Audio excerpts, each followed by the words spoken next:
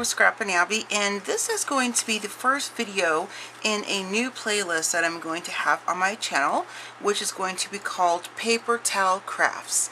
And I'm really excited to share with you all these two signatures that I created made out of my recycled paper towels from when I was doing my coffee and different spray dyeing and things like that. I had, you know, rolls of this, not rolls, that's not true, I had rows of this on my dining room table, and then underneath that I had just a cheapo tablecloth from the Dollar Tree just to kind of protect my table. And I probably did, oh my goodness, maybe a couple hundred pages and tags and all kinds of things with doing the coffee dye.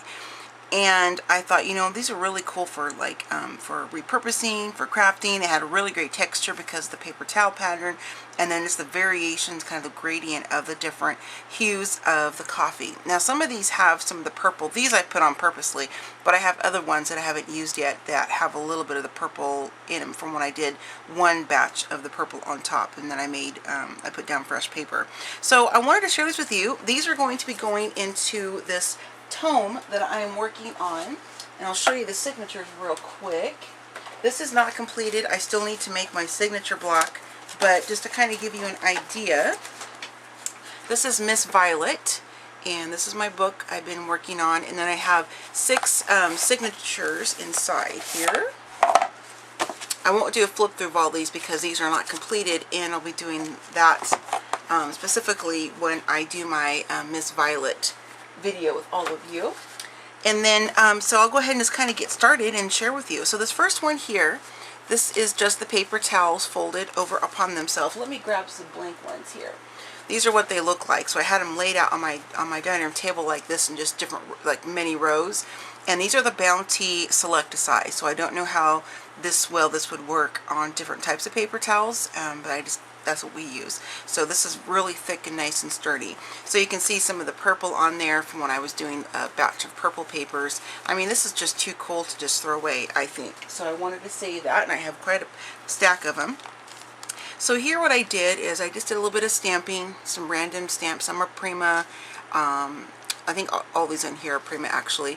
These are these really, really pretty cabochons, or excuse me, not cabochons, bonbons is what Marina with Mona Me Gabby used to call them. They don't sell them anymore, unfortunately, but these are what I've had left over from a few years ago. So I just keep them in here. So those are a lot of fun to use in your projects. I just knocked something out the back here. Let me put it back in here real quick. Me, I was so excited I knocked some stuff out the back side. So anyway, how I adhere those little bonbon pieces is just with a couple different glues. You can use your boy Abby, glossy accents that I have like in this bottle here. And what I used on this particular project is this medium right here. This dries clear, quick, and I love it. It's perfect for all kinds of crafting projects. So I just did that and just added some of those just up in the corners a little bit, and all 3 of the butterflies. There is a 4th down here, but it is covered by those little tags. I just ran some really pretty purple trim down the side, and then this twine down here. And the purpose of this, besides just being a visual, I think, is that it also covers that perforation. I was afraid that, as this was in my book, because the place of the perforation, that it could possibly break apart, which wouldn't be a big deal because I could, you know, put it back in again with some tape or decorative tape or something. But I thought I'd go ahead and give that a try and see how that works. So, and I just put some purposeful dots of purple all over the place. Down here is this beautiful lace trim that I have. I made it into kind of like just a teeny tiny little tuck spot pocket down there, and I didn't plan it that way. I just wanted this material. It's like, oh, I'm just going to leave the top loose so I can stick little things in there if I want to. And then down here in the bottom I have this really, really gorgeous purple and green trim. I just love it. It's so, so pretty. So, and these are just some little cards. These are actually from Tim Holtz's Butterfly, what is it called? Layers, the Botanical pack that he has. They're in another container, so I can't reach them right now. And then what I did is I just basically collaged some really pretty napkins I got at Tuesday Morning on top right there with some matte medium. In the back I just inked a little bit with Tim Holtz in the Dusty Concord, so I can do a little bit of journaling, or I can stick, you know, a little picture or anything on there that I would like to do, because this is for me. I don't always make a lot of things for myself. too much because I always have like other orders and things like that, which is completely what I love. But I wanted to just make kind of one book for me at this right now, using this new method that I'll share with you all. Not how to put it together, but what it looks like when it's done.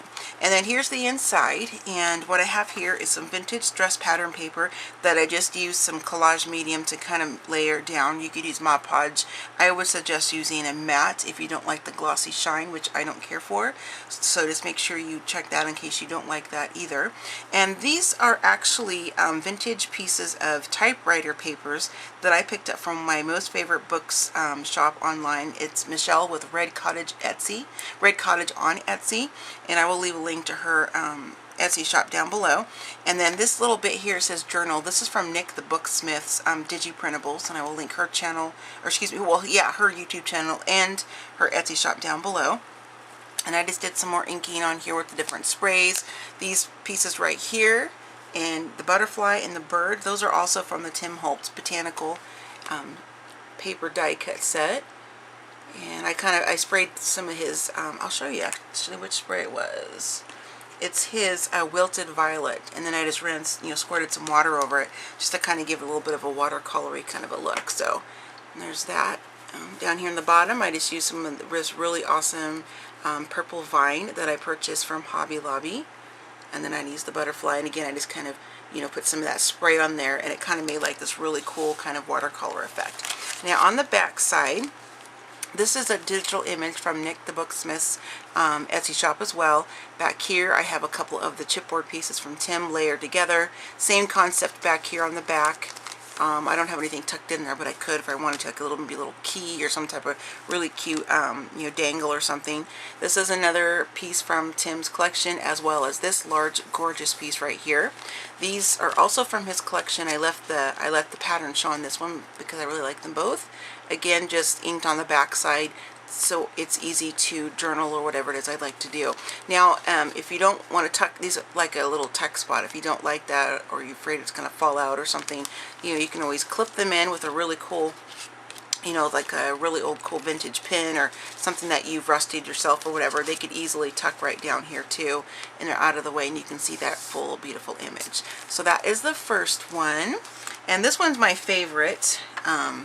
I don't know why, but I just love this one. It's just, I don't know, I just think it's really, really pretty. And so this again is the same papers. Oh, I forgot to mention this. I did take my blending tool and go around the edges of each of these, and did some inking as well as on the top. So I did do that before. You don't have to, but that's just what I like to do. So the stenciling I use, this is a stencil from, it's Finnabair from Prima. Again, I'll have everything listed down below. And this is another piece from Tim Holtz collection. These little word strips are actually from, let me grab them real quick. These are from Cosmo Cricket-Tiny Tex, and I got those at Tuesday Morning, I think it was, for like really super cheap. So, and I just inked them again with that Dusty Concord, cut them apart because it was all in one strip, and I wanted it to be a little bit layered look. This is just a, some string from a vintage, like a ball of vintage string I got from an estate sale. This is a wooden button from Etsy. Now, I'm going to be listing like the main things, like Tim's, Botanicals, Prima stencil, that kind of stuff. I'm not going to go try to find all the Etsy shops except for Michelle's and Nick's, because, that would take me a long time. Because there's a lot of things I've bought over the last, couple years. From Etsy. And let's see here. Okay, and this is some gorgeous May Arts trim down here on the side. I won a bunch of spools of May Arts trim when I won quite a few of their challenges, but you always get to pick like 3 spools of trim that you want, and that's one of the ones, and I've been hoarding it because I love it so much. So on the inside here, I basically made this a signature to be like to hold tags and different things of that nature, maybe little notes kind of tucked down in there. And the beautiful lacy trim that you see here comes from this, which I got from Michelle Scott in Happy Mail. And I just used some same binding that was from my grandma's stuff that I got after she passed away at the age of 95. So I just used a little bit of that on here just to kind of line the edges. You don't have to do that. I just like how that looks. It's just another layer of color, texture, and it's kind of a visual interest. And when you hold it, you can feel it, and I'm all about that. So just made kind of like little pockets here, and I'll show you the tags. These are the larger tags from Ranger. Let me grab them here so I can show you the package. Just in case you want to know, this will be quick and easy to share. These are the, or excuse me, the, yeah, from Ranger, the Ink Essentials tags. And that's the size right there. But again, I'll have everything listed down below too, so you can check it out if you want to do that. This is a stamp from Heidi Swapp, and I just, you know, randomly stamped it on the front. Inking is all from the Dusty Concord again, of course. Here's where I can journal, I can put photos, whatever it is I want to do with that. And then I just have some of the salvage edge. This is some of the sari trim. This is one of those from Tim Holtz Ideology, his loop pins. And I just added a couple beads on there just to kind of make it look cute and kind of fun. You can hear it moving kind of. This one here is, these are all the Ranger tags. This one here I used some of the multi-matte medium and I almost said hodgepodge, collaged a napkin, a gorgeous napkin that I got from Tuesday Morning. Let me grab that. I won't list this because I don't know if Tuesday Morning still has these. I've had these for quite some time, but just so you can see the beautiful napkins. And again, I just used some more of that sari trim on the top. I just used a bunch of layers of sprays and different things like that just to kind of make it look really cool and funky like I like. And the back, again, is plain so I can do some journaling or, you know, whatever. And these pockets are like, they're going to stretch, see, because there's some give. I made sure I had enough allowance of the lace before I cut it down to size and stuck it to the paper towels so I could add additional things. You know, it could be pens, it could be little mementos, like, you know, my husband and I go out to a dinner, nice dinner, and we go see a play or a movie or whatever, I can take the stubs and stick them in here, that kind of a thing. That's what I was thinking about.